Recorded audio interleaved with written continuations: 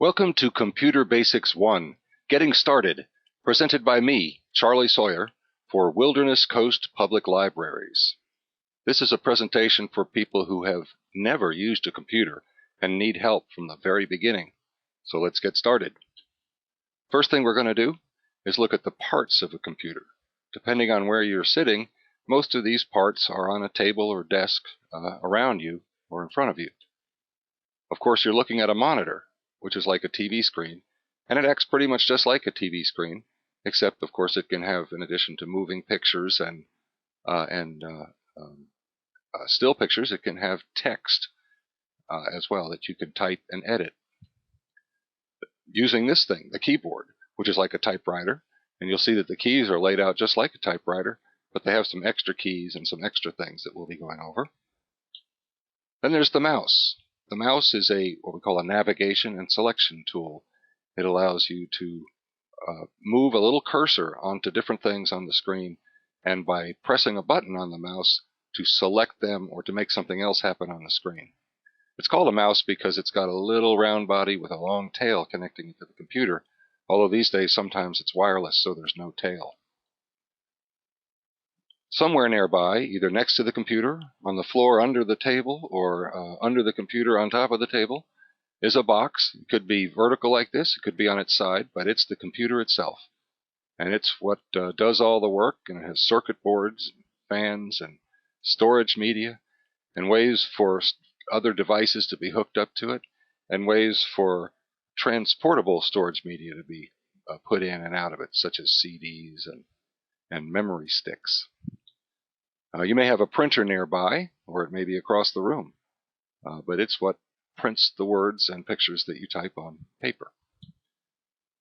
You might have some speakers, which are just like stereo speakers for voice, music, and other sounds. And somewhere there's a modem. There's a device. It may not be visible to you there, but there's some way to connect to the outside world or to a network of some kind. These days, mostly it's a connection to the World Wide Web or the Internet. These are all the parts put together. Now, if you can think about the monitor, the speaker, and the printer as three different ways to get information out of the computer, by watching, reading, listening, and printing. There's only two ways to get, immediately anyway, information into the computer, and that's the keyboard and the mouse. But the computer is what does the work. We'll start with the keyboard and the mouse.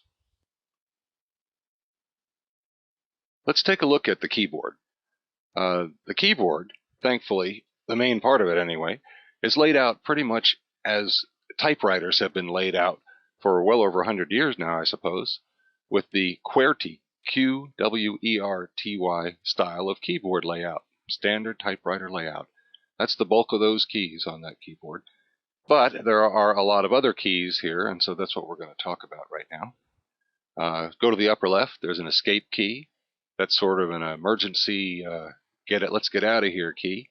It doesn't always work, but most programs are set up so that if you're in the middle of something and you decide you change your mind, that you can often press that key and kind of get out or out of the thing you're doing and back to another screen where you might be able to figure out what to do next better. There's a row of keys called function keys. We're not going to cover them today, but they're numbered F1 through F12. And if you were using, say, a computer at a point of sale in a store, you might assign specific functions to those keys, such as add sales tax or something like that. But it's going to be different for every setup, although they do have functions that are pretty handy. It's just for a later, more advanced course. There'll be some specialized keys near the upper right, such as print screen, scroll lock, pause. We're not going to cover those today either because they're rarely used. Let's get back to this, the main keyboard, the QWERTY keyboard. There's numbers along the top, and above those numbers are individual characters like an @ sign, a number sign, a dollar sign. And just like regular old-fashioned typewriters, pressing the Shift key, and you'll find Shift keys on the lower left and lower right side of the computer or keyboard, those Shift keys enable you to make capital letters out of the regular letters of the alphabet, or if there's two commands on a key, pressing Shift will allow you to type the upper command. For instance, if you wanted to type a $sign, you would press Shift and then press the number 4 at the very top where the $sign is. You've got a tab key, which is very much like an indent key on a typewriter, although it has some more functions. You've got a caps lock key, which works just like the locking of capitals key on a typewriter. On the right side, you've got an enter key, which is actually has functions very similar to the carriage return handle on an old-fashioned typewriter, or the carriage return or return button on a electric typewriter. Upper right, you'll see a backspace key, which allows you to backspace and essentially erase the letters you just typed. But that's, oh yeah, can't forget the space bar. The large bar in the center near the bottom, at the bottom, is the space bar, and that's for putting spaces between words or characters. There are at least two other keys that I want to tell you about. You'll look down in the lower left, you'll see a control, CTRL, and an alternate, ALT key, and you'll usually see them repeated on the right side as well. And those have some special functions that we probably won't get to today, but that's about the main difference between that and the standard QWERTY keyboard. You've also got a set of cursor control keys. If you look down, you'll find 4 arrow keys, up, down, left, and right. Those are used for navigating around the screen, as we'll see. And above that are certain other keys which help you move your cursors or icons around the screen. And most computers have a numerical keyboard, a keypad on the right that looks very much like a calculator or adding machine and acts in pretty much the same way depending on, you can simply type numbers in a document or you can do some other things with those keys as well. The mouse is the other main way you have of telling the computer what to do, and we'll cover the mouse.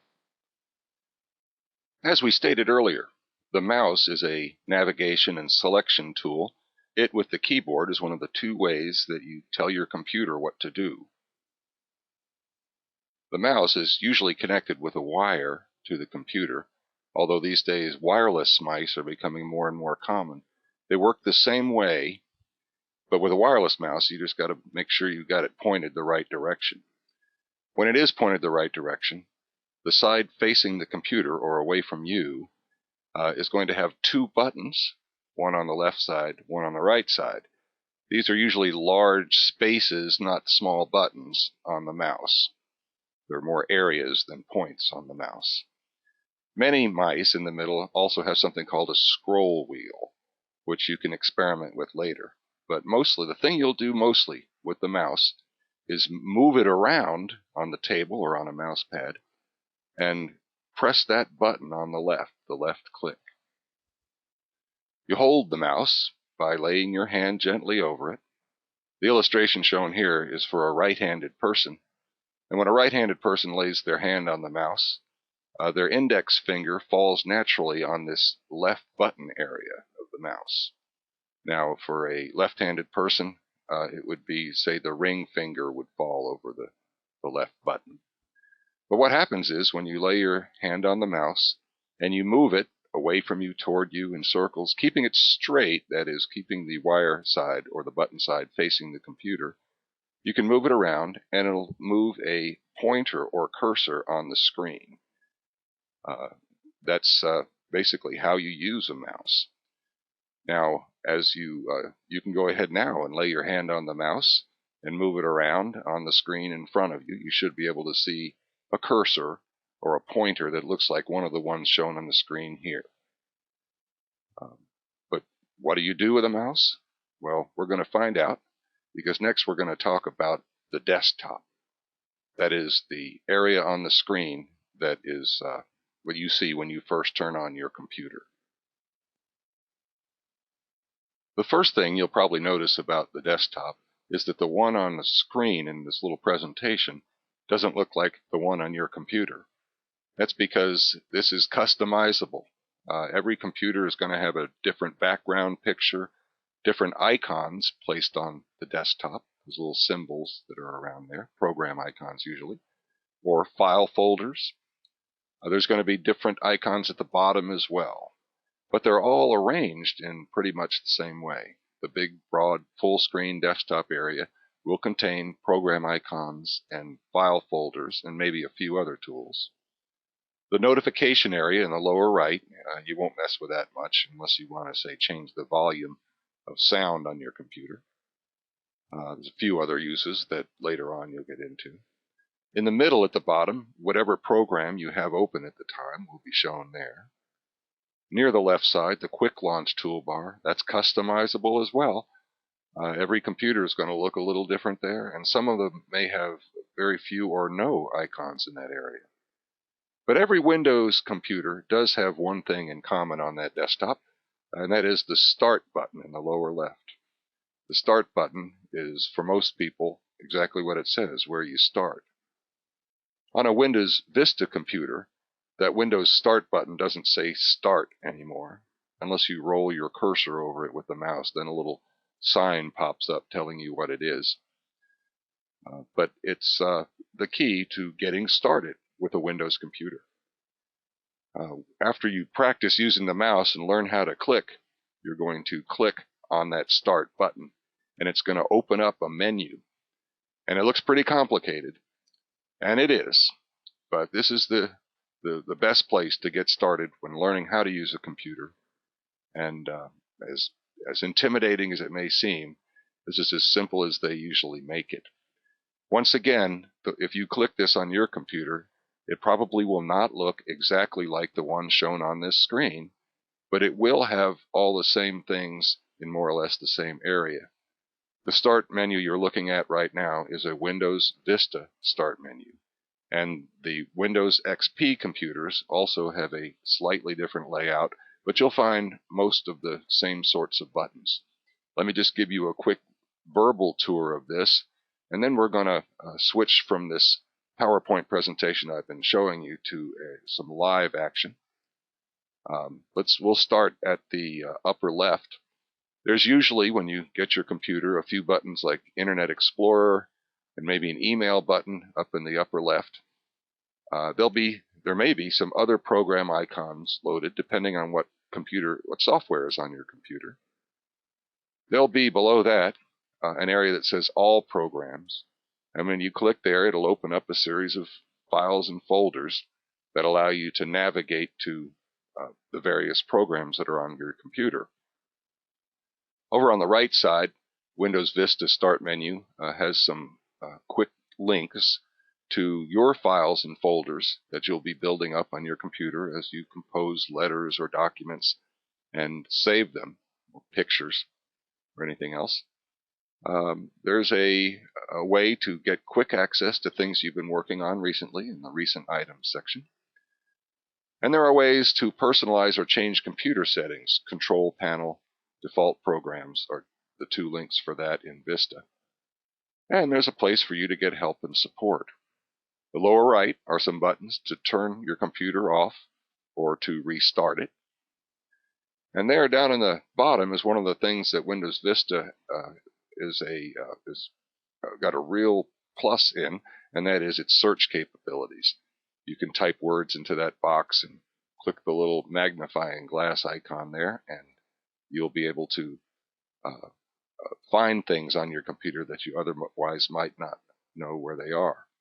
But going back to that All Programs, even on a brand new computer, if you click that, you get a very complex list of programs, and you'll probably not know what many of them are. What's a snipping tool? What's a sync center?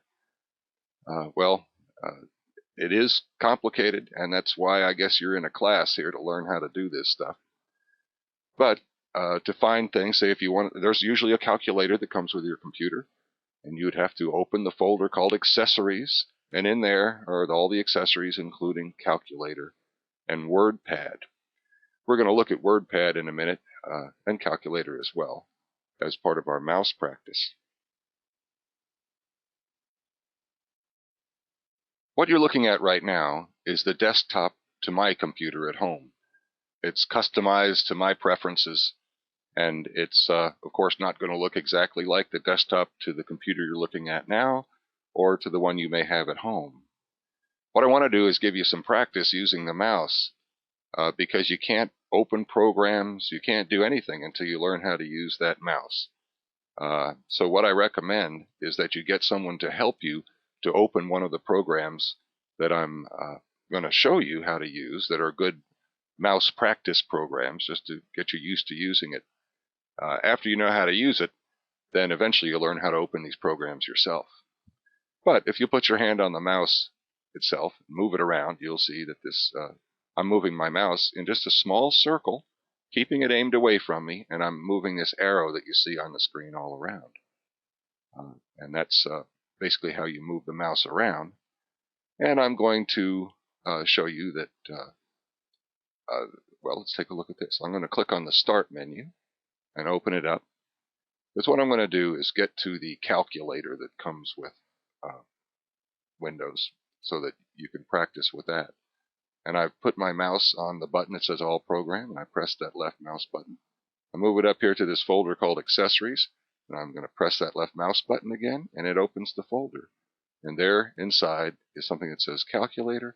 When I press on that icon, it opens a calculator. I move my mouse up to it. I can actually press this left mouse button down on this blue area and move it right to the center of the screen.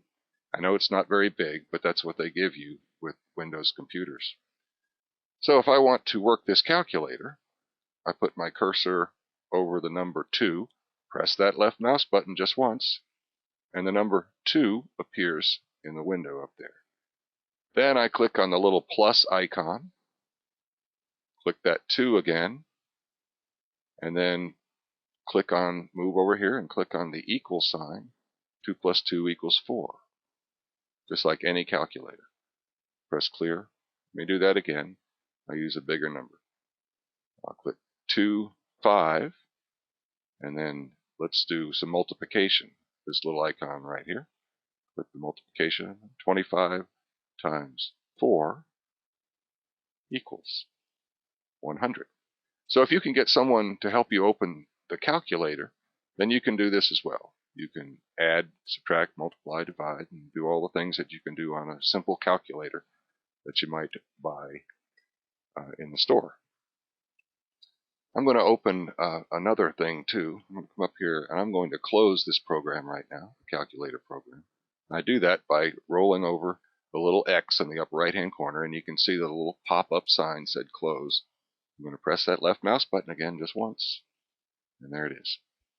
Let me come back to my Start menu, press Start, and this time I think I'm going to go to Games, which is another great way to practice using a mouse. Roll my mouse up here. You can see as I roll over things it turns in blue, but I'm going to go to this one called Games. Again, you may need someone to give you some help in how to find the games and get them open. Once you get them open, they're great ways to practice using a mouse. I'm going to press my left mouse button, click on Games, and it should, in a minute here, gives me a list of games. Now there is lots of different things in here, but I'm going to pick a game that most people are familiar with. For instance, Solitaire. It's right down here. And there's an even simpler version of Solitaire called Spider Solitaire, which just, I think you'll see in a minute, works more or less the same way, but it's a little different. I clicked on that icon, and what it did was it showed me a little preview of the icon over here and turned this here blue. Why didn't it open? Well, many programs, when you get into these menus, you actually have to click twice. And you have to click twice fairly quickly. I'm going to double click. That's what it's called. 2 clicks of that left mouse button in fairly rapid succession.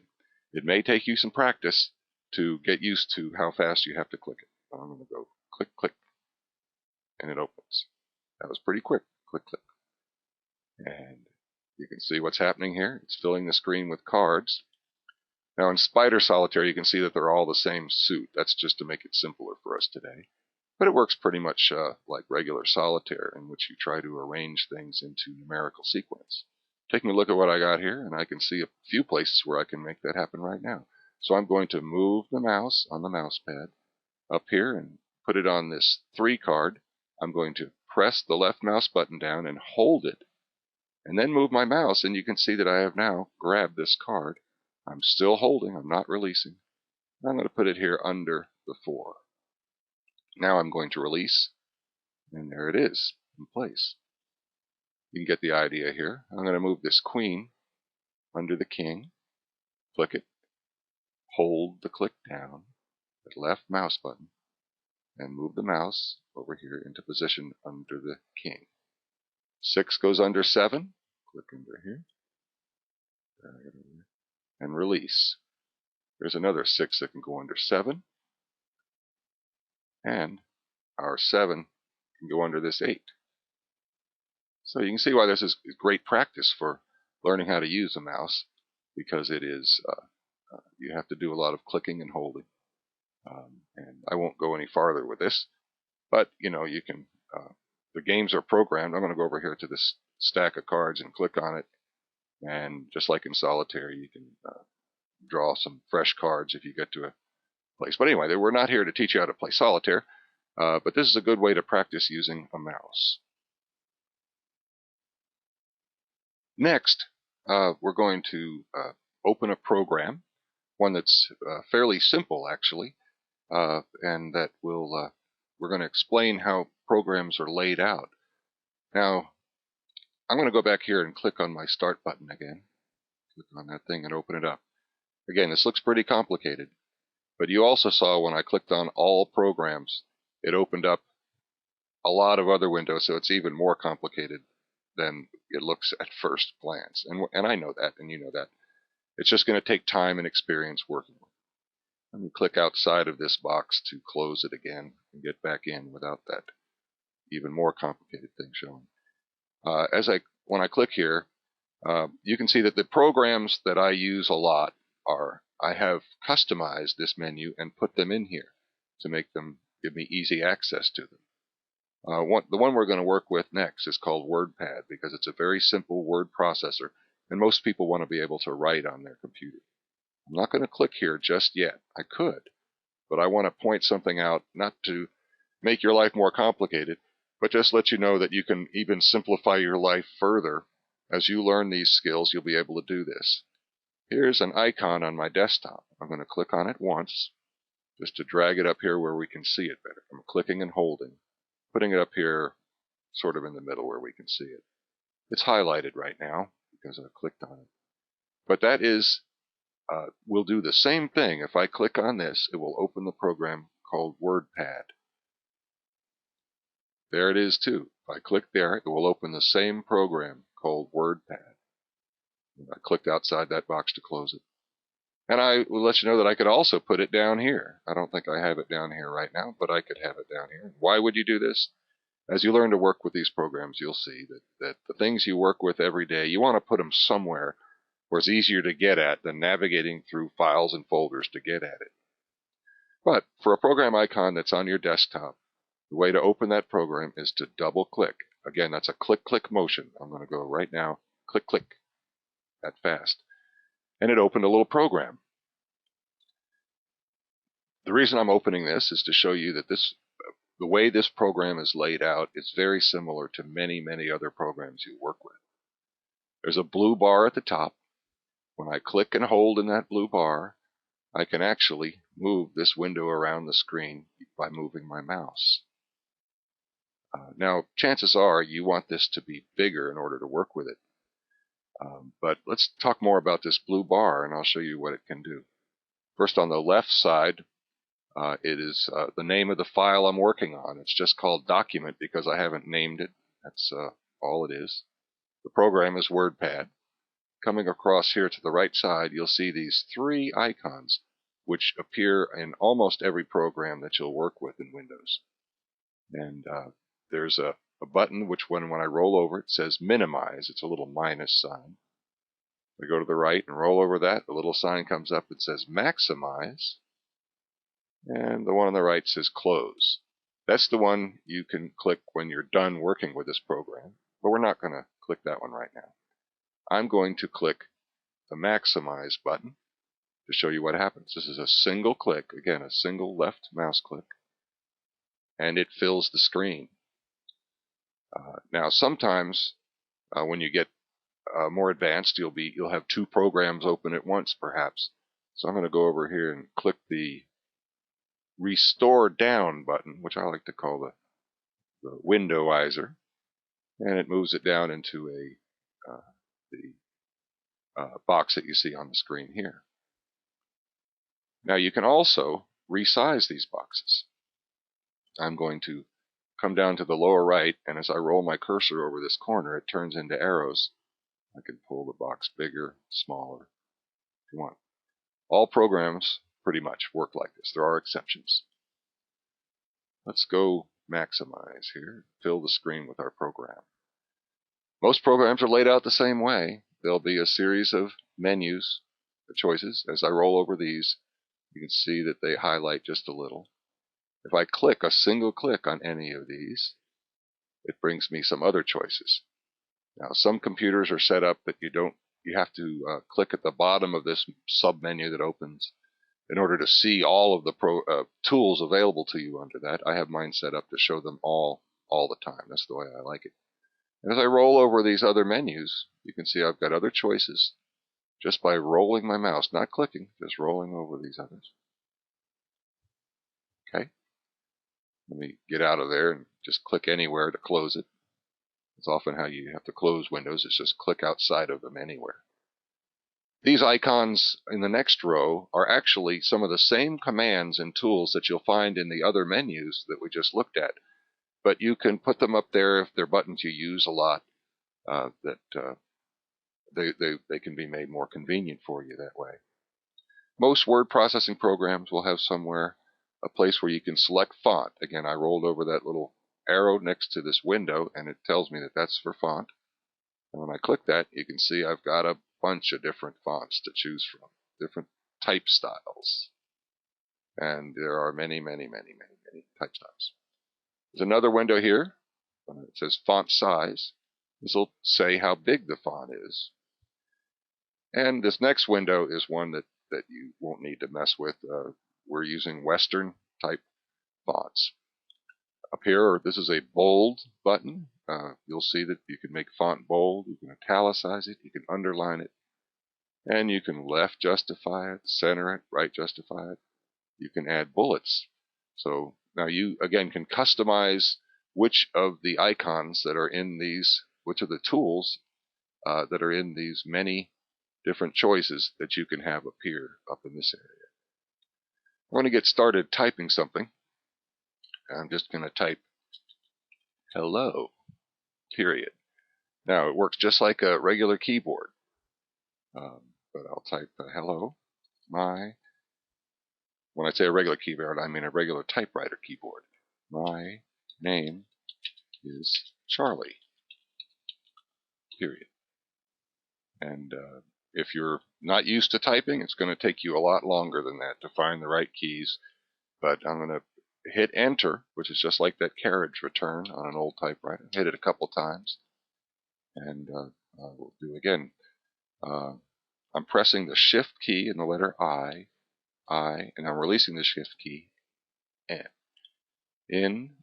Press the space bar, order to make capital letters, I must press the shift key while I type the letter and press period. Now, what if I want to make a change there? At this point, I can come over here, move my mouse around. You can see the cursor looks a little different because it wants to show you exactly where you can put it. But I can click right next to that word must, come up and use my backspace key, which is in the upper right-hand corner of that keyboard. Press it 4 times to remove those letters. Now I'm going to put C-A-N. I can press. Now, you can see how you could spend a lot of time just getting used to using this program. And this is not a course in how to use WordPad. It is a course in how to get some basic computer skills. So I'm not going to explain much more about WordPad.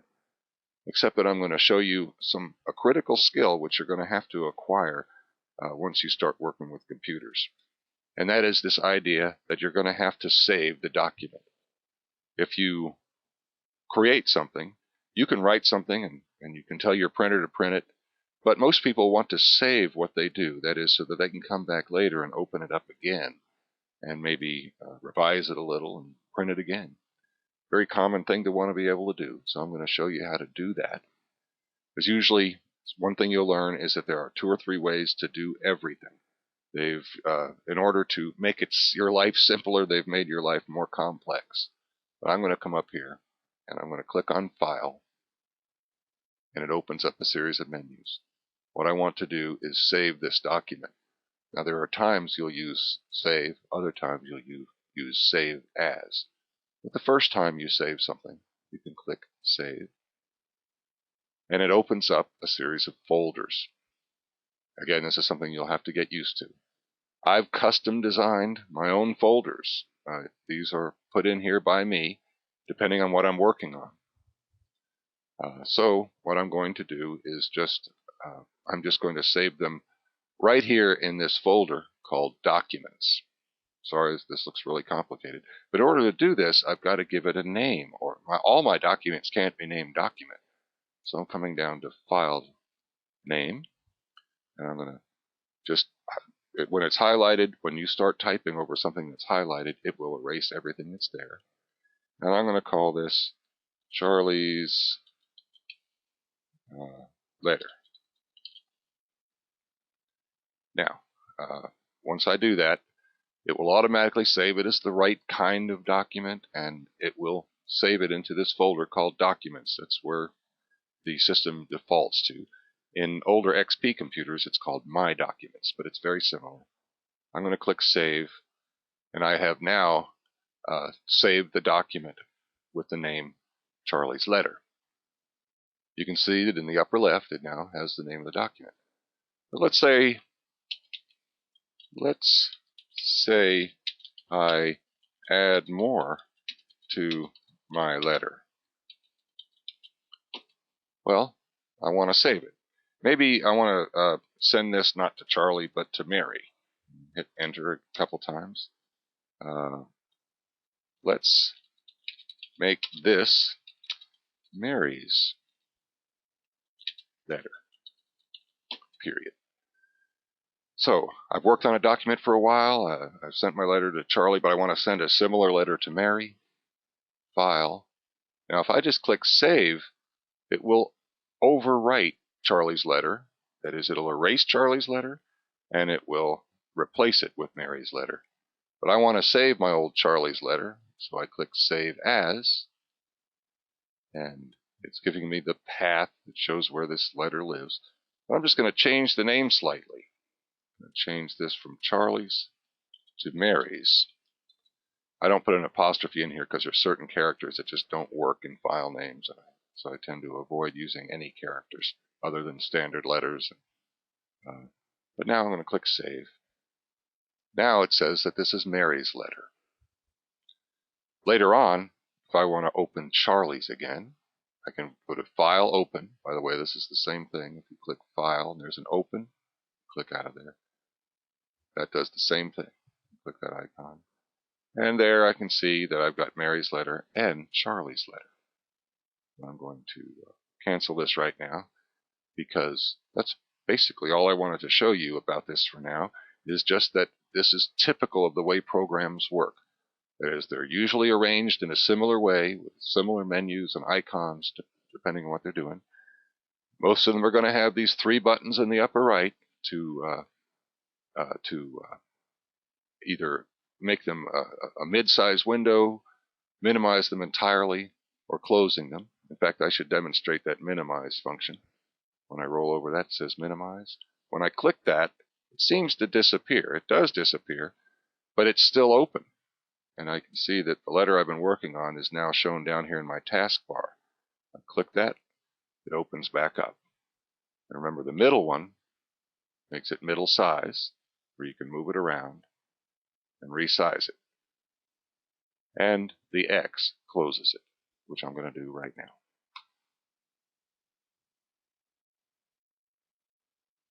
Now, the last thing I'm going to show you today is how to get help when you're working with a computer. That is, how to get access to the help that's built into the computer. And for some of you who have never touched a computer before today, this is all going to seem a little overwhelming. But like anything else, it just takes time, sitting down and doing it, getting over those first hurdles, and then you'll find that things begin to come together for you more quickly than you might think. So I'm going to move my mouse over here, go down to my Start menu, click that, and you'll see that one of the choices I have, and again, it may be laid out a little differently, but you're going to find something that says Help or Help and Support. When I roll over that, it highlights it in blue. But when I click on it, just a single click, it gives me some choices. For instance, I can take a course, if you will, in the basics of Windows, which is very basic computer skills. So when I click on this, just single click, it gives me some choices. I come down here and click on this link, again, just a single left click, opens this up, and it's going to tell me Introduction to Computers. What are computers? Types of computers. And when I'm done with that, I can use this back arrow to go back to the menu. I can also search on particular topics. Let's say I want to learn more about files, these files and folders things. I'm going to type in this window, F-I-L-E-S, click on the little magnifying glass icon to search, and there it gives me a series of topics working with files and folders. It'll tell you about the different types of files and folders that are on your computer.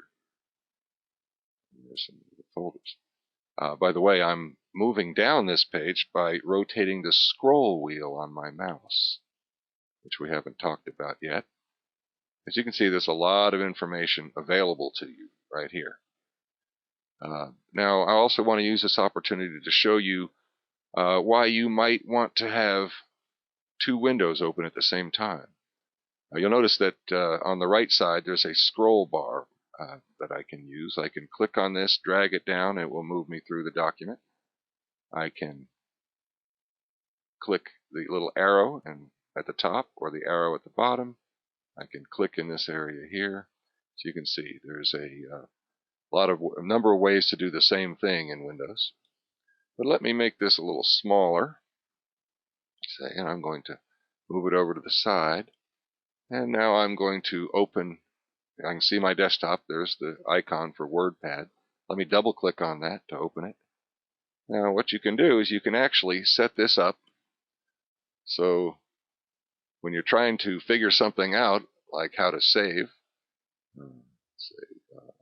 how to save, I'll just type that to have something in here to save. When I come up here to go File and Save, you might go, oh, there's a bunch of folders and files. Well, there it is right over here, is how to work with files and folders. So you can keep this help open on one side while you're working with the program on the other side. I'm going to cancel this for now. I'm not going to save this. I'm going to click X to close it. And do I want to save it? No, don't save. And we move this back in here and close that out. And I already have a file open here that I'm going to click to open. And it's by way of closing credits. Here it is. This is the conclusion of Computer Basics 1 Getting Started. I'm going to come over here and scroll down for the rest of the credits. Presented for WILD, Wilderness Coast Public Libraries. Please attend the classes in person if you can, because there's so much more we can do in person than trying to recreate it in this video mode. But maybe the video will help you too. Thank you very much. I'm Charlie Sawyer.